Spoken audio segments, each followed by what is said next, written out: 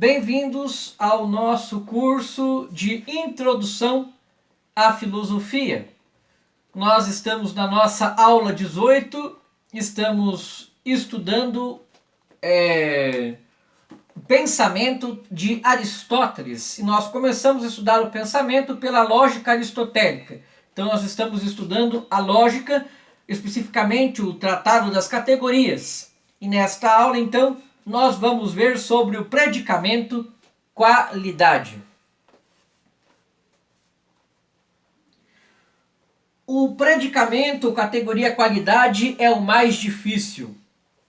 Há três modos de dizer quali. Primeiro, como diferença essencial, se a quididade significa a substância in quid, incomplete, ou seja, como gênero, podemos perguntar pela qualidade do gênero: que animal o homem? A isso se responde com a diferença específica que se predica in quali quid e que pertence por redução à categoria de substância. Como predicável acidental, se a quididade significa a substância in quid completamente, ou seja, como espécie, podemos perguntar de que qualidade é, referindo-nos a todo e qualquer predicado não essencial, ou seja, a tudo aquilo que se predica não in quid, mas in quali, seja necessário, seja contingente. Segundo este modo, todas as categorias acidentais são qualidades, pois aqui não as consideramos segundo sua quididade particular, isto é, como predicamento, mas segundo seu modo de universalidade, isto é, como predicável. Terceiro, como predicamento. Se de que qualidade é, pergunta por determinações ulteriores de uma substância já definida no essencial, então se refere a uma categoria particular de acidente da substância, ou seja, é aquela que a modifica ao modo de diferença, mas fazendo no acidental o que a diferença específica faz no essencial. Neste último sentido, a qualidade é aquilo que é determinativo da substância segundo o ser acidental. Segundo, determinar é próprio da forma e do ato. Entre todas as coisas que se ordenam nos predicamentos ou categorias, só três se referem à substância per se e, em primeiro lugar, como determinativo ao indeterminado ou o ato à potência. O princípio pelo qual a substância é tal, a sua forma substancial ou essência, o terceiro modo de substância, a diferença específica e a qualidade predicamental. Mas a forma substancial não determina em relação a algo que já é, mas constitui a substância em seu próprio ser. Forma dat es, a forma dá o ser. A qualidade, por seu lado, supõe a substância já constituída e dá novo modo aquilo que a substância já é ou já tem. Além disso, a qualidade distingue-se da diferença específica, porque esta determina a substância segundo uma perfeição essencial, não acidental. Espécies de qualidade. Aristóteles divide a qualidade em 4 pares de espécies. Explica Santo Tomás de Aquino, sendo o próprio da qualidade modificar a substância segundo o ser acidental, nós podemos considerá-la, primeiro, segundo a substância em si mesma, em sua natureza, enquanto pode ordenar-se bem ou mal a seu fim. Então nós temos o hábito e a disposição, que é a primeira espécie de qualidade. Em seus princípios, que são as raízes do agir e do padecer, quanto à forma, que é o princípio do obrar, mas pode-se agir mais ou menos fortemente ou firmemente, nós temos então a potência e a impotência, que é a segunda espécie de qualidade.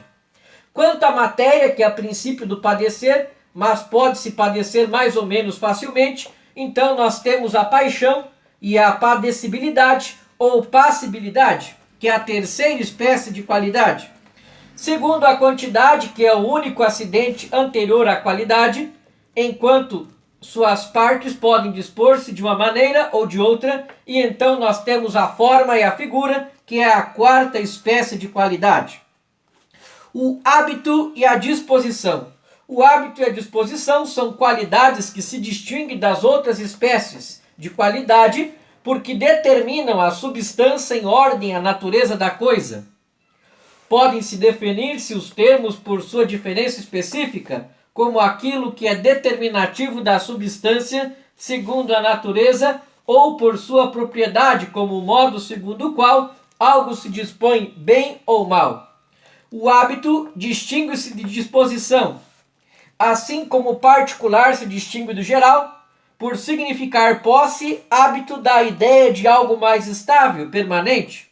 É como uma disposição firmemente possuída.